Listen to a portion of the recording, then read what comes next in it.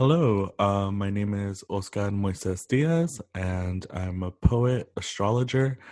I feel so honored to be invited to share some poems with you guys watching out there. My first poem is called Buenas Épocas. It has an epigraph. The epigraph is Death is Elsewhere, which is the title of a video installation by Ragnar Konjardensen. I remember going to see it at the Met like almost every day for like a straight week.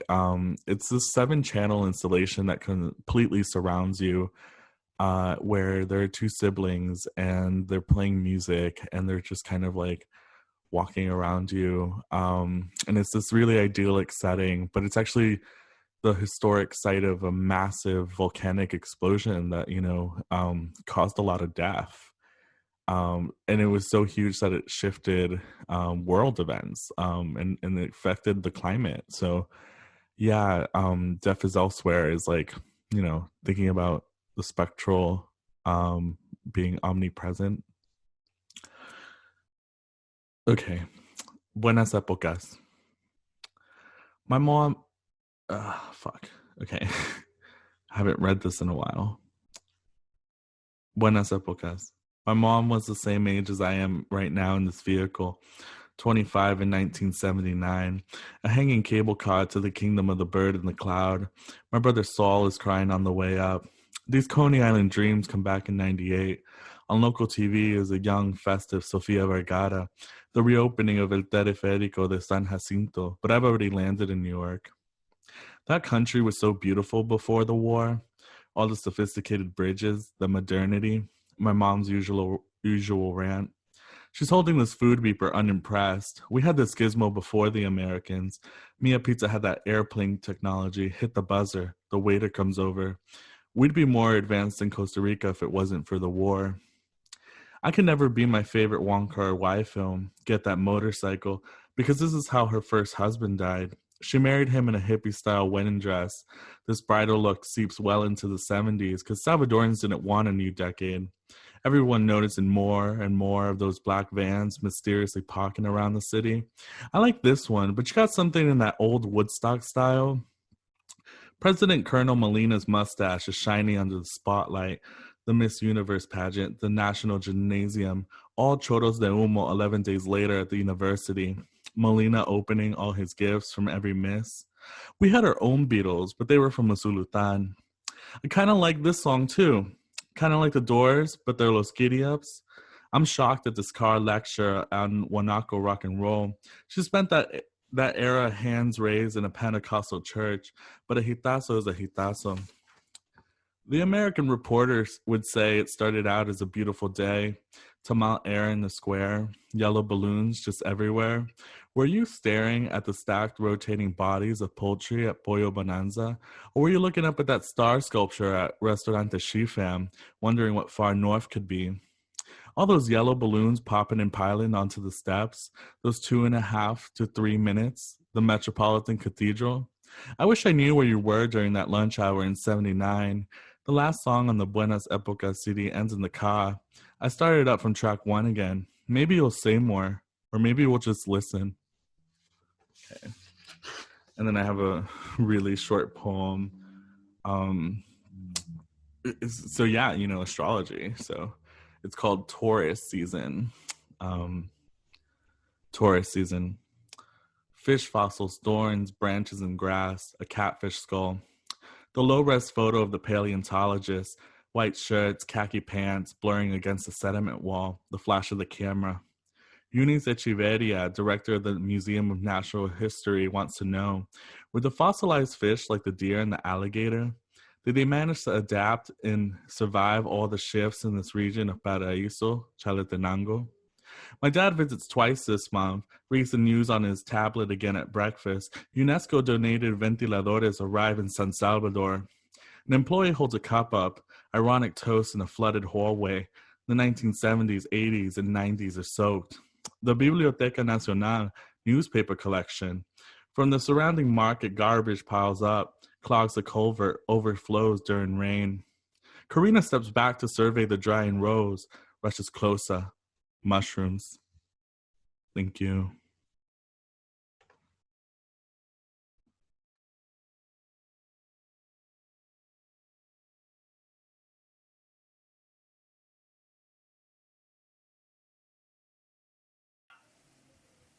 Portrait as a landscape. We walk a pair past eucalyptus trees. The sentries flock off the peach in the sky, frame the street smelling of crow shit. They dim the pink, usher us to the open-air theatre, where everywhere this summer they will screen 12 rapes. One for each week we are out of uniform, one for each cheap peppermint, one for each soda clear as rosewater, dense as glass. We walk a pair slip-on socks fogged in red dust, orbiting what was once stone, as dogs do dogs, hands the hips, and we walk the anywhere walks. Our first fuck-offs slip out the edges of our anywhere mouths, tasting flint and silt, tasting the selvage between two girls sewn into the landscape, spliced as we are to cellulose, camphor, fiction. Strip over strip, we rate ourselves you for unrestricted public exhibition. Our talk sprawls across the street. We are a continent drifting into dusk in skirts. A ruffle too close, a downy arm far, far too far, past the single serve everything's just this once is, past the grotto frothing hibiscus over the Virgin's Cape, past velvet apostles overdressed for this emergency, each halo a hymen between man and his God. We talk fast, fast, too fast into each other, pull words like shell after wet shell from backswash. We draw us in our own image in fast forward, the sillage of the ocean dragging itself back from us girls, girls, girls. We talk and we loiter all summer, annexed into every garden we graze, called rose, rose, rose. Clasp coins into purses, pocket all the curses, one for each time we touch ourselves, for each time we speak of how laps dissolve, how a scene cuts, how a mountain range marks the cusp where one nation plunges into another. We just walk as girls do. Book bags grinding into the small of our backs, we talk to patch the shredded blouses, we cork the gut tumult in fear of salt or glance. We take it in our stride, we count to 12. For each time a sari is unreeled on screen from an anchor and beached near the navel, where the storyboard begins, pleats itself, and ends. We saunter into the grass, cooling the shape of us under a kite's scoot. We pierce the aperture into our anywhere feet, stud our knowing into the law of sallow, count fireflies. Soft, soft, lit, lit, soft, soft, lit, lit. We envy their bellies blinking coal light, wait for ours to project us, us, us, us. The projector beam quivers all night. We sit, letting history catch up. But we have oiled our braids well to slip out of traps laid for us since we've known that roads never go where roads claim to go, since we've known how to hopscotch, how to follow the marled marble into mud, how to wait to cross over until the hard-boiled sweet cracks mid-sentence like a frame into.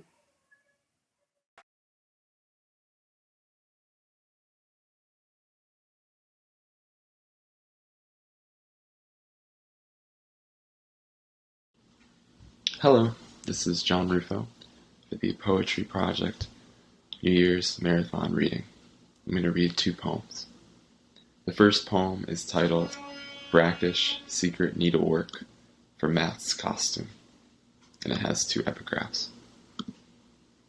The early stages of the process look a lot like food production.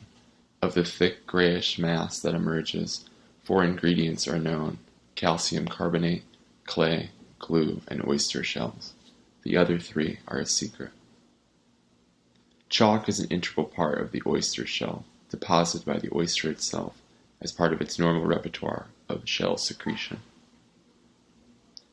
Our gooey, undulating introduction hides bright like a sine wave, overcasted with straight lines, who weather in a regular disguise, old clothes for new days, a sharp repertoire in low lights.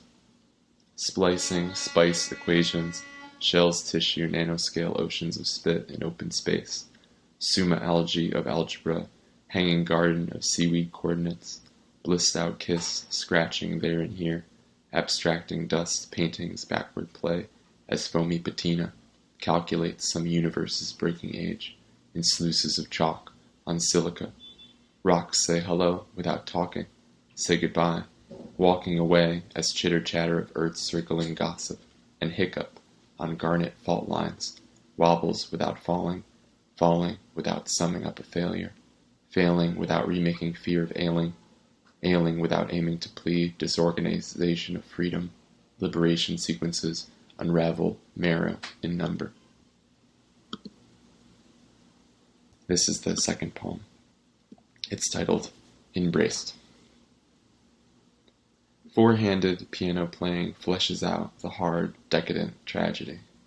Indexing finger, ringing finger, thumbing amid thumb, gossiping distal. Broken machines whistle, spin, sing as constancy sleeps. The piano sprouts wings and tubers. Conversations without myself, beside each other. Conversations with honey swimming in coffee at the bedside. Grounds sharing plans against organized pain. That kitchen table is too beautiful for memory. We rebuild it with hammers on strings. Who aren't we to say? We are between galaxies right now, as forever's guest. We photocopy forms, receive change months later, if ever. We photograph forms as light sprawls, relaxes earthiness, fluorescent silt, from chiming implements, from little books, practice minus perfection, staging without cages and exchanges, restarting with today's rehearsal. Thank you very much.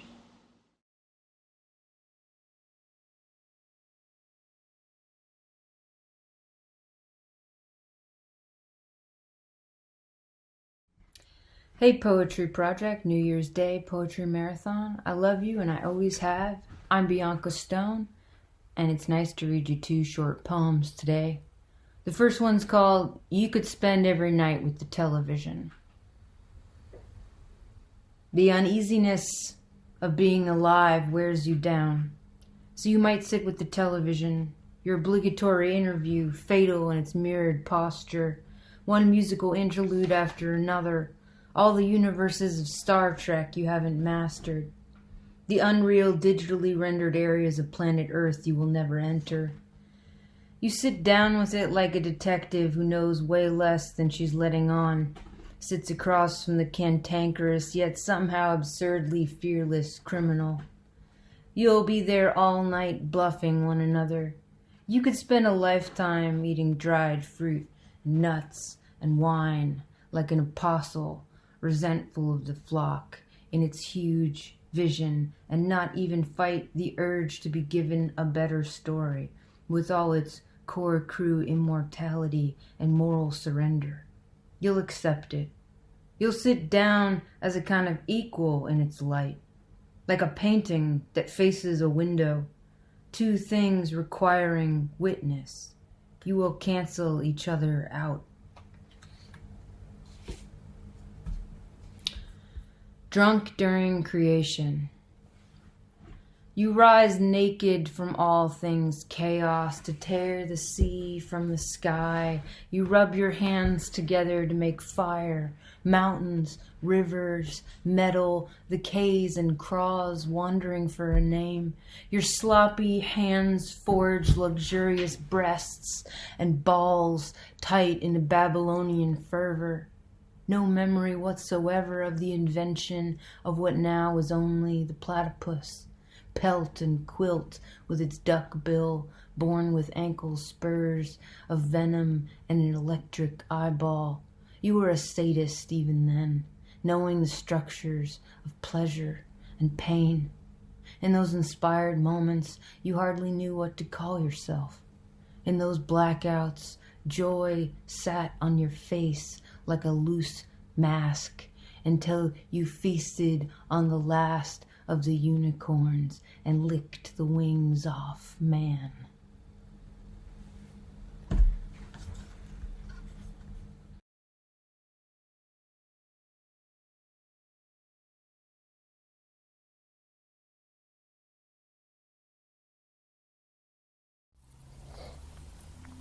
I'm Joey DeJesus, and I'm really excited to read 2 short poems for the Poetry Project's New Year's Day Marathon. I love the Poetry Project and have formed so many beautiful and amazing memories in this space, and it's just so important that this space continue to exist. So please support, donate to the Poetry Project. I can't imagine a world without it. Certainly not in New York. Okay, so 2 short poems. This one's Kaput al Gol. I lather myself in toxins and wield the night ogress Cabeza myself, forewarned a narrative to speak a truth, larynx the lynx, myth-deviling the line, blubbered syntax like lard to initiate a pantheon of fiends, bantering an auric brouhaha, a babble breaking levees again, leveling land and water banditry. Vainglorious, Everglade leech, egg fat and farcical, I spoke idolatry's shade. A filigree, kvetching scourges, pazuzued by pagan petroglyphs and cacology of like study, gooning into goblin god form, I strangled the nacreous trumpet, heathen kind, to clustered lightning, hysterical for star trine.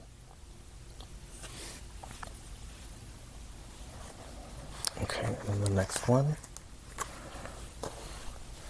is Razzle Getty.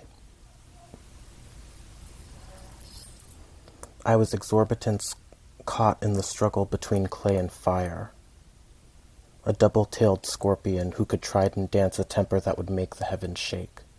Listen for me clashing in the smoke, feuding eons with my equals, dueling nobly with my emulous doubles. 3-star cores wind eons toward collision, arms outstretched, along azimuths to no one. We were laughter in the lake's lap, our metals molting a fugue only falcons might achieve. Let's flaming goshawk together, rest from strife, plenty nourished. Should quicksilver entrapment by doubles best, and belief ditch me, tilting fates in means to favor, faceless else haloing gates of matter, then revolution of nativities, growing energy left, right, up the chest, furnace the virtue out. Thank you, and stay safe, everyone.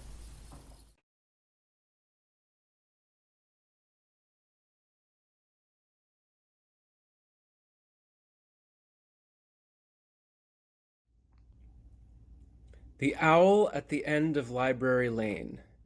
Have you eaten your breakfast of hot rice gruel? Wash your bowls, wash your bowls. Have you eaten your United States Soup Supreme Court fuel? Wash your bowls, wash your bowls. Have you foreseen the results of the forthcoming stolen, undead election? Smoke your bowls, smoke your bowls. Have you seen the coyote heads on fire peek over the ridges 360 degrees around the open space trail at Owl Cathedral, Library Lane, trailhead in vain? Lift your howls, lift your howls. Have you seen the cliff face flash that Maha Kashyapa with yellow, green, and brown foliage nosebridge smile? Wash your emptiness, nothing there. Wash it again. Care, act, grasp with no grasp, but the flash, flash. Have you washed your lightning bolt utensils for food? Eat your gruel, eat your gruel, eat your rice and ice age stew. Wash your nose, wash your O's, wash your mind, with exhale, inhale, exhale, kind. Wash your insides with your insight cataract waterfall geyser life. Have you eaten all the sovereign nations of the world and digested them in your manifest destiny democracy entrails? Wash your bowls, dissolve your state, give your stolen land back to original face. 4 Seasons Total Landscaping. I think there are good people on all 4 sides of 8 Seasons glottal tonescaping. I am like a tree in which there are 4 seasons of total landscaping. A man and a woman are one. A man and a woman and 4 seasons total landscaping are one. Yes, they are alive and can have 4 seasons total landscaping, but I in my soul am alive too. I feel I must sing and dance to tell of this, that so much depends upon 4 seasons total landscaping, glazed with crematorium ashes, beside the white assholes. I think of 4 seasons total landscaping. I even think of old 4 seasons total landscaping, the father we never found. I think of 4 seasons total landscaping. I think of 4 seasons total landscaping. 2. No seasons. If you feel you are being erased, I'll be your cloth mother on the grass. That's not the kind of fear this is. This is only cloth mother on the grass. Second thoughts is totally in conversation with first thought, best thought, but so is the Duke of IRL. I'll be your cloth mother on the grass you're so afraid of. The golf course grass, it came to pass, offered up its corpses and threw away its leafy hands to meet midwinter's warming demands. The only choice is life or not. Beyond this, the choices choose themselves. We made a book of prophets to shut them up, but the prophets escaped the book. Bring on the decompensation Kool-Aid. Welcome to decompensation college. Let your comfort habits fall like brown leaves and blow them away with your leaf blower sleeves. Beyond that, you have to let the choices choose themselves. The choice trance, not choicehood. Waking choosing all the time makes for no surprise mind. I will not follow you into your lasso of self-consciousness and stand by you. I will gallop away, the maverick horse hairspray, black mane standing up with spikes, made by the wind of speed and trust and free hooves, not your prescribed and forced and invited choicehood. 3. Yea-nay caucus. My husband used to greet the wild turkeys and geese we saw on our walks with, "Good evening, distinguished senators of the Republican Party of fascist cowards." The Reds are really standing out to me today. Sew me up with your red thread. On one side you see the lines, on the other side the rouging, sidereal tide sent by airmail par avion to the other side, where you'll join your hang-gliding ancestors for an ananas party with pineapple slides projected from skinned human-animal hides of our many lives. I wish the joy of celebration lasted beyond Saturday of Biden-Harris victory, immediately supplanted by dread of the demented coup now in progress. Will it achieve success? Oedipus road rage at the crossroads. Change point. Crisis is a place of turning, subsaw, subway, turnstile between the living and the dead who are each other and make their difference spread.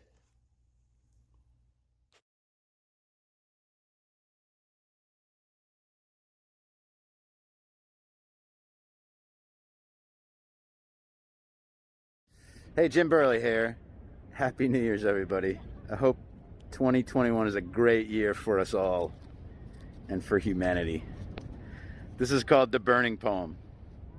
Am I screaming now? Farewell to your poetry. Post-asterisk, reverie for the end of time. I give myself to the end of this poem to decide. There is mischief afoot, a sparkle of mercy, chandeliers down the river, then the storm came. Oh, good ghost, the color of a cocoon. Who, Belle, who? She's learning how to say my name. Yes, when will I die? In the body, in love, in the 4 dark rooms of the body. Yellow leaves have fallen from my heart, sub against the gray.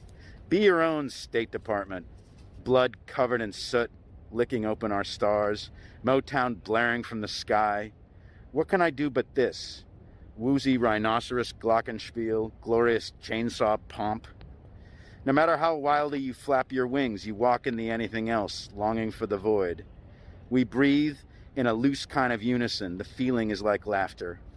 I lower my mouth, part my lips, open my throat, and inhale monsters. Oh, the text of her thighs inflamed.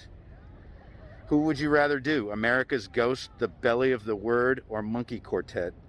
Democracy will dance in a language of nipples sort of spilled out, like a memory in the would-be water.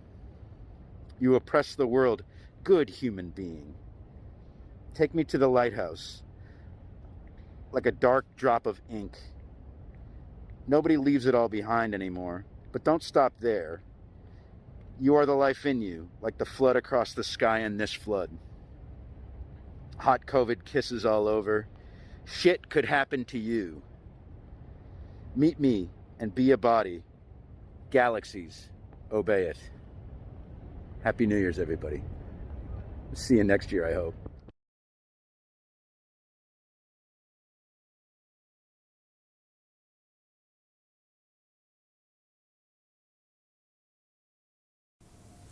Standardized Test. Section 1, Reading Comprehension. I am Jake Gyllenhaal in blockbuster film The Day After Tomorrow. A tidal wave is headed towards me, and I've just realized that I might want to fuck it. It's been preordained that the storm would come, there's no denying that. Yet as the wave crests, it stays in place. Unflinching in its position, seconds away from climax. I brace myself to handle the flood. I hold my breath and try to imagine scrambling to the surface. I envision the dream I had where all the trains were half submerged, the sewage inside them shoulder height. Ready to surrender to its whims, I wait, but the wave simply will not crash, and I will not move out of its way. The impending stares down at me, and I stare back. It's overhead and dripping on me flirtatiously. My shoes are sopping, and I am standing, and neither me nor the ocean have any idea what to do in this situation. We're both used to the other making the first move. The hydraulic tension mounts, and I wonder if this is a power struggle or a joke. I think about Wilhelm Reich, and I'm comforted that even in this dire moment, I still think his work is bullshit.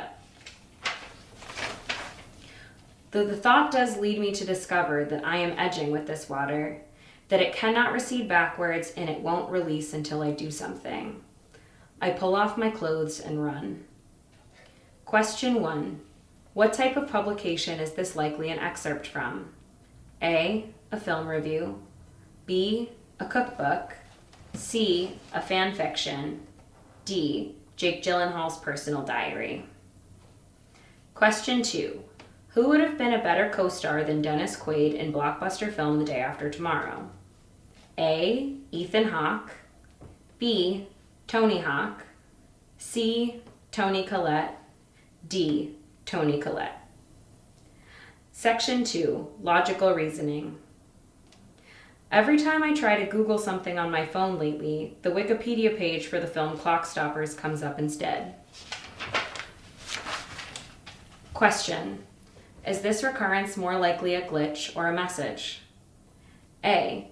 To assume it is a message assigns meaning to a malfunction. B. To assume it is a message is the logical deduction of a pattern. C. Deducing a pattern is the only way to assign meaning. D. We've reached an impasse. Section 3. Analytical Reasoning. 5 ambient noises compound each other to create an overwhelming sense of dread. The 5 noises are as follows. Unidentified rodents scratching inside your walls, plaster falling from your moldy open ceiling, real estate brokers laughing together about your credit and combined income, your broken printer turning on in the middle of the night when you're alone in the living room, and a swarm of flies buzzing in your face. Each sound will play exactly once per minute and in a particular order each time. They will conform to the following constraints. The flies cannot buzz until after the rodents have scratched. The brokers cannot laugh immediately before or immediately after the printer has turned on in the middle of the night. The plaster must fall either after the rodents have scratched or before the flies start buzzing. Question 1. If the brokers laugh first, then which of the following could come second? A. The rodents. B. The flies. C. The plaster. D. The brokers never stop laughing. Question 2. Which of the following conditions could combine with the above ambient noises to produce the same result? A. Your landlord enters your home and demands that you cook for him. B. Someone shows up at your doorstep insisting they booked a room at a hostel. C. Your roommate leaves open paper bags of cat shit all over the kitchen. D. Water enters all the light fixtures in your home, causing all the light bulbs to shatter.